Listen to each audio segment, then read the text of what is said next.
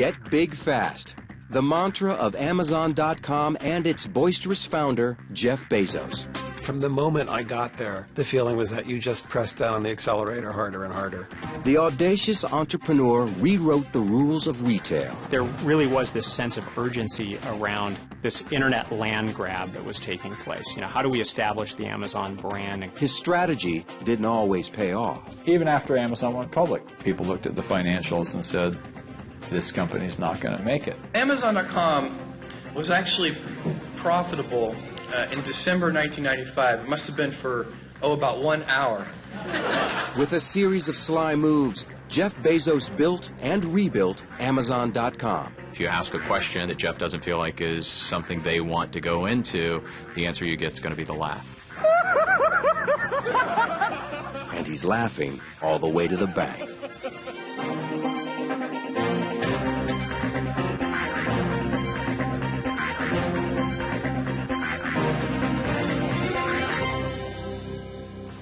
You can buy anything at Amazon.com, from books, music, shoes, and clothing, to a battle tank or a tiki hut.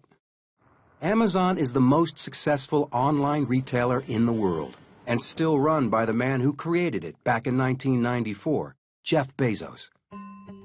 Jeff seemed to realize that being the singular place where a consumer can find and buy virtually anything that's available in the retail market was a critical part of the company's growth strategy. The public image of Jeff Bezos is of a superhero entrepreneur, and he is that. If you look at his life from the very beginning, he's taken risks and he's solved problems and he's created billions of dollars of wealth. Bezos is more guarded than his outgoing public persona and declined to participate in this program. Jeffrey Preston Bezos was born in Albuquerque, New Mexico on January 12, 1964, to Jackie Guys, a 17-year-old high school student. Guys divorced his biological father and married Miguel Bezos, a Cuban immigrant and petroleum engineer for Exxon. Miguel adopted 4-year-old Bezos in 1968. Bezos described his early computer experience in a 2001 interview with the Academy of Achievement. There was a company in Houston that had loaned excess mainframe computer time to this little elementary school. None of the teachers knew how to operate this computer, nobody did, but there was a stack of manuals, and me and a couple of other kids stayed after class and learned how to program this thing.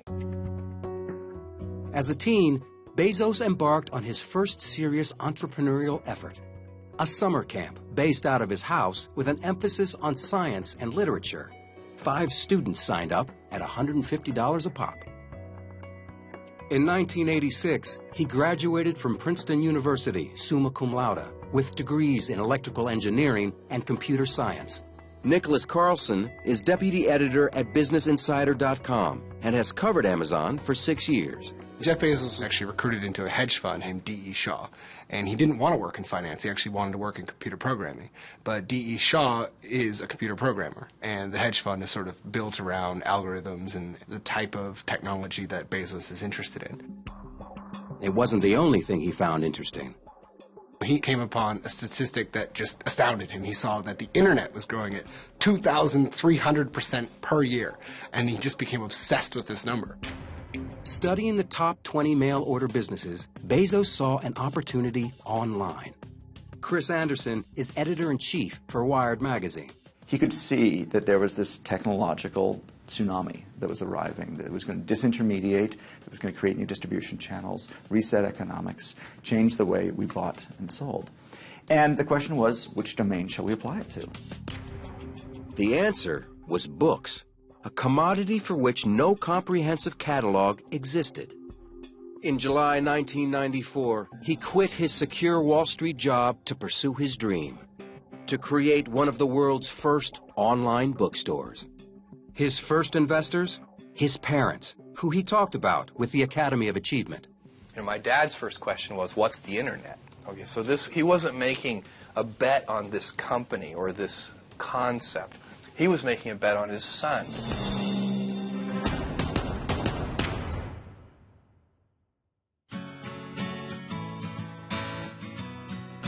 In the summer of 1994, Jeff Bezos and his wife Mackenzie headed to Washington State armed with $300,000 from his parents.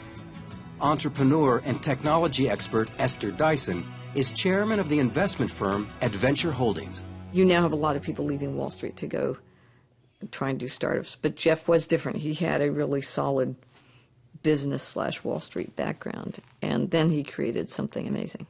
Bezos and his wife settled in Bellevue, Washington, and hired 2 programmers to write the code. Bezos related the story in a speech at Lake Forest College in 1998. Found a house that could serve as the first business, and it had a garage, and it seemed the right thing to do since there's a history of startups and garages. And this wasn't fully legitimate because it was a converted enclosed garage, but I considered it somewhat legitimate because it wasn't insulated. Those were not impressive offices. He dubbed the company Amazon, after the seemingly endless South American river with its countless tributaries. On July 16, 1995, Amazon.com opened its virtual doors to the public. James Marcus was employee number 55. Marcus was hired to write book reviews for the site that was nothing more than a list of titles. When I checked out their site to see if this was a place where I might want to work, I discovered it was quite rudimentary, actually. There was a front page with an eclectic mixture of books, but the most notable thing was that there was a huge catalog of probably several 100,000 books at the time, but there was no content in that catalog. The fledgling Amazon.com had no advertising budget. Initial sales were generated solely by word of mouth. Heath Terry is managing director of internet research at Canaccord Genuity. There was a lot different about Amazon really from the beginning. You know, they weren't in Silicon Valley. They were in Seattle. They weren't really into the whole hype of the bubble. They weren't putting out press releases every single day. The site caught on. Within a month, books had been sold to customers in all 50 states and 45 other countries. What was different about Amazon was that Jeff ran it right. He was organized. He understood distribution. He understood how to motivate people to buy. He did things with great attention to detail. Bezos' goal for growing the company could be summed up in a simple line. Get big fast was both a mantra and very much a strategic decision on Jeff's part. Everything had to be on steroids. All growth had to be on steroids. Eric Best was manager of business development at Amazon from 1999 to 2001. There really was this sense of urgency around capturing e-commerce market share, this internet land grab that was taking place. You know, how do we establish the Amazon brand and grow the overall business at the expense of competitors and within a very time-bound window? The strategy paid off big time. By the end of 1996, the company reached $15.7 million in sales. The gains were boosted by Amazon's ability to offer tax-free shopping to most online consumers. What makes us different is vast selection, convenience, we deliver right to the desktop, and also the fact that we're the broadest discounters in the world. We discount over 300,000 titles, basically the best-selling titles. That's twice as many titles as the largest physical bookstore even offers. But early investors were frustrated. The surge in sales came without profits, while Amazon spent millions developing software and expanding its business. You know, there was a lot of risk that was taken on by the company during those early days, and I think there was a lot of speculation around whether or not that was the right thing to do. It's easy now to look back and say, of course, Amazon needed that capital and they needed to invest at the rate that they did in order to achieve the scale that they now have. That was not always clear from day one. What was clear was that Bezos was unstoppable. He kept up the pace and powered ahead for Amazon's IPO. The idea was that you could not rest on your laurels for one moment, and that you just had to keep innovating all the time and staying ahead of the competition all the time and never have even a millisecond of complacency. On May 15, 1997, the stock began trading on the NASDAQ stock market at $29.25 a share, nearly $12 higher than its offering price. The day of the actual IPO was a very big deal. There were, parties all over the company, and Jeff addressed us, over the speakerphone from New York. I mean, Jeff was telling us on the phone, we've made history today. You have all made history today. It was pretty damn exciting. But despite the well-received IPO, tech analysts still offered a dour assessment of the company. Tim O'Reilly is founder and CEO of O'Reilly Media. Most people remember the business stories that Amazon was going to be toast. People were scrutinizing their financials. They were saying this company will never be profitable. Or there were a lot of naysayers. The company's engineers were hard at work updating the site, introducing features like one-click shopping. By the end of 1997, the value of Amazon stock nearly tripled. Jeff would say to us, do not pay attention to the stock price. He was very confident that in the long run it would go up and up and up, but felt it was very dangerous to look at it in the short run. Amazon continued their frantic expansion, hiring more than 7,000 employees and beefing up their product line. You know, we just started talking about virtually everything and anything. We could sell groceries, healthcare, cell phone plans and cell phones, magazines, and then eventually, hardware, garden hoses, and toys. The expanded product line and high-volume sales paid off for both Amazon.com and Bezos. On December 20th, 1999, he was anointed Time Magazine's Person of the Year. It made my mom cry, and parents are always proud, and that feels great. It was the ultimate legitimization of his sort of starry-eyed dream of conquering the world through e-commerce. Like, you flip to the inside of the magazine, there's Jeff dressed as Indiana Jones swinging on a vine. It was kind of making him into an American folk hero in a way. It's like you suddenly, like Paul Bunyan was in the office down the hall from you. Bezos was at the top of his game, but an industry-wide disaster was right around the corner.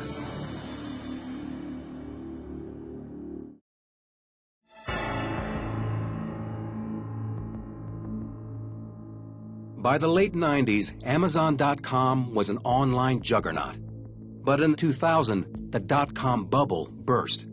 Stock prices slumped, and Jeff Bezos was forced to take drastic measures. There were at least 2 waves of layoffs. And as is usually the case with these things, you don't know who's going to go. You kind of cower in your office and wait for the HR person to, summon you with a finger. And it feels bad to see your colleagues go. In the context of the slowing economy and the deep slowing in consumer confidence, this was the only prudent decision that we could make. By September 2001, the company's stock hit an all-time low and bottomed out at $5.97 a share. From poster child to whipping boy in nanoseconds, it's not the kind of stock that you can own and sleep well if you're a small investor. And I think, by the way, that's true of all internet stocks. The advantage that Amazon had was they had built this war chest, so to speak, on their balance sheet of cash to fund them through all this. Jeff Bezos made a lot of large bets, and not all of them paid off. The company didn't profit for many years in the beginning. The reason Jeff Bezos got away with that and benefited long term is because he was always very direct with employees and stakeholders in the company. At long last, by January 2002, those bets began to pay off. Amazon's stock price rebounded, and Bezos' company did something it hadn't done in 7 years, posted a profit. The best thing you can say about him is that he was unwavering in his confidence. He could see the bigger picture, and he knew that the skeptics were short-termers. They were not seeing the big picture, and he stuck to the vision. Once the bubble burst, the investors' patience for companies saying we're going to make big investments in building out a .com side to our business was very, very thin. And so Amazon took advantage of that and started partnering with Target and Toys R Us and The Gap and other traditional retailers. The .com retail giant joined forces with more than 400 companies, but not all retailers were willing partners. I do know of a number of cases in which he has acquired companies in order to take out competitors, potential future competitors, rather than because he actually wants that business to continue. With his company back on track, Bezos switched gears and increased his focus on a much different passion. On March 6, 2003, he chartered a helicopter to scout property in a remote region of southwest Texas. He was looking to buy up ranches for a venture he had started in 2000 called Blue Origin. Blue Origin is a technology company whose purpose was to develop vertical takeoff and vertical landing rockets for human space travel. The trip was nearly a disaster. Shortly after takeoff, the helicopter flipped and landed in a riverbed. In 2003, Jeff Bezos almost died in a helicopter crash. It's sort of a pattern where he can go through something difficult, like a dot-com crash, be philosophical about it, laugh it off with his big famous laugh. Unlike space exploration ventures bankrolled by private backers, including Elon Musk, Richard Branson, and John Carmack, Bezos is obsessive about keeping his efforts at Blue Origin secret. For a variety of reasons, it's pretty secretive. And I think, actually, from the point of view of the space industry, that's sort of a pity. What makes a good market is when you have a bunch of competitors openly competing and they try and position themselves against one another, and the market's visible, they compete for money, they compete for people, and so forth. After 6 years of working behind closed doors and locked gates, Blue Origin's odd-looking test rocket blasted off. Bezos was also set to launch on another revolutionary effort, this one closer to home. This was an opportunity to hugely expand the book industry, expand pricing, expand the definition of what a book could be. But it required someone with sufficient clout to do that end-to-end, hardware, software, web integration, and only Amazon was in a position to do that.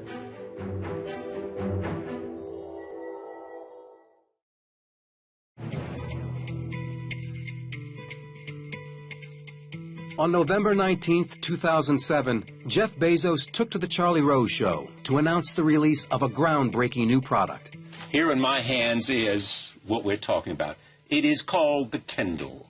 Tell me when you first had the idea that this might be possible. What we realized at the time was that there were a few technologies that were sort of converging that we could combine together with the right recipe and make something that would be what we hoped would be transformative in the world of electronic reading.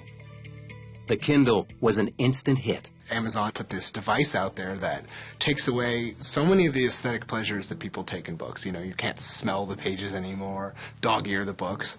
But it turns out book lovers, who are all these people that feared and loathed this thing, now they love the Kindle. The $399 e-reader sold out nationwide in just 5.5 hours. The number of Kindles sold, however, remains a closely guarded secret. A company spokesman said that they choose not to disclose the number. Jane Friedman is former CEO of HarperCollins and co-founder of Open Road Integrated Media. No one today knows how many Kindles there really are out there. It's a guessing game. We know that there are millions, but how many millions? But it's strategic for Amazon, obviously, because that's what they do. They keep a lot of information close to the vest. But publishers saw the Kindle as an industry killer. There will be real blood on the tracks of publishing in the next few years because publishers did not wake up soon enough to the fact that Amazon was a competitor. While the Kindle was making serious waves in the e-book marketplace, Amazon was preparing to make its largest corporate acquisition to date. Tony Hsieh is CEO of Zappos.com, America's leading online shoe retailer. When I first met Jeff Bezos in 2004, he had contacted us and said they were interested in possibly acquiring Zappos. At the time, we said we weren't interested because Zappos would kind of lose its identity. Hsieh was hesitant to sell to Amazon. They contacted us again and said they were willing to consider a different scenario where we could remain independent. And we started realizing, wow, they might actually be really great partners. Amazon purchased the hot online shoe retailer in the summer of 2009. Zappos investors received 10 million Amazon shares, worth about $1.2 billion at the time the deal closed. They got stock, which at this point is better than cash. And what this kind of shows is that Jeff Bezos and Amazon is someone who, yes, he can steamroll the competition when he needs to, but he's also willing to play ball and negotiate and get what he wants, but make everybody wealthier in the process. The shoe fit. But his cash cow, the Kindle, was about to get some very serious competition from a tech giant. And we call it the iPad. On January 27, 2010, Apple launched the iPad, also designed for use as an electronic reading device. Bezos responded aggressively by cutting costs and adding new features to his e-reader. One thing that Bezos has always been comfortable doing, running Amazon, is playing with very tight margins. So when you see the Kindle lowering in price, what you're seeing is Bezos recognizing what the real long-term gain here for Amazon is to be the place where everyone buys all of their ebooks, and the Kindle is just how they get them.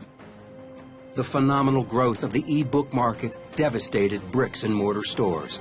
Amazon came on the scene and became a competitor to the bricks and mortar retailers, and they were the e-tailer.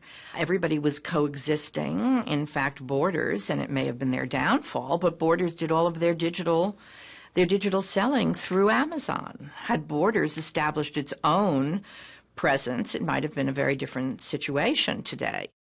According to the Authors Guild, Amazon had been buying books from publishers at $12 to $13 wholesale and selling them as Kindle books for $9.99, taking a loss each time. Best-selling author John Grisham railed against Amazon's pricing model. We're going to get to a point, if a book is worth $10, okay, whether it's a discounted hardback at Amazon or an e-book sold by Amazon for the Kindle, if we're at $10, okay, then suddenly the whole industry is going to change. You're going to lose publishers, you're going to lose bookstores. Others saw opportunity. You look at all of the authors that have been kind of empowered by Kindle to develop a direct consumer relationship that they never had before. And I think that's where Amazon is able to come out a winner in all of this by building this bridge between authors and their readers that in the past has never really existed. Borders Books filed for bankruptcy, and Barnes & Noble, the world's largest bookshop chain, is looking for a buyer. In 2011, Amazon.com stepped beyond the retail sales market and into the video streaming ring, going head-to-head with Netflix. Andrew Wallenstein is a TV editor for Variety magazine. I think if you're Netflix, you're looking at Amazon and really sizing them up as a competitor. Amazon has a lot of traction online. They've got deep pockets to buy just as much content. They're at the very beginning of this kind of effort, but in time, Amazon could grow to be just as big as Netflix. The e-commerce retail giant is also fending off growing efforts to put an end to its untaxed online sales. New laws may force Amazon to charge local sales tax. But Bezos remains cool under fire, and unfazed, he continues to forge ahead. Now, Jeff Bezos has his fingers in everybody's pie. He's got video streaming, which competes with Netflix. He's doing music now, which competes with Apple and iTunes. He's even selling Android apps in an Amazon.com app store. That goes right after Google's marketplace. If he sees something where Amazon can make a little piece of money and help its margins, which are, so thin, he'll go for it. Going for it has gotten him this far. His space project is going even farther. In April 2011, NASA awarded Blue Origin $22 million to continue developing its space vehicle design. He was listed by Forbes as the 30th richest person in the world, estimating his net worth at $18.1 billion. Amazon.com remains the world's largest online retailer. He's not just a visionary with visions. He's an architect with blueprints and some notion of how to make things work. He thinks very carefully about design and structure and operations. And that's what turns a visionary into somebody who actually accomplishes something. He could have sold Amazon to Barnes & Noble or probably to some other booksellers and walked away with many millions of dollars, like in his early 30s. Since then, he just keeps on coming up with really good ideas. He's not the hard-charging, going-to-take-no-prisoners type CEO. He's somebody that has his vision for how he wants to build this company and is able to surround himself by people that buy into that. I think ultimately that's one of the reasons that he's been as successful as he has.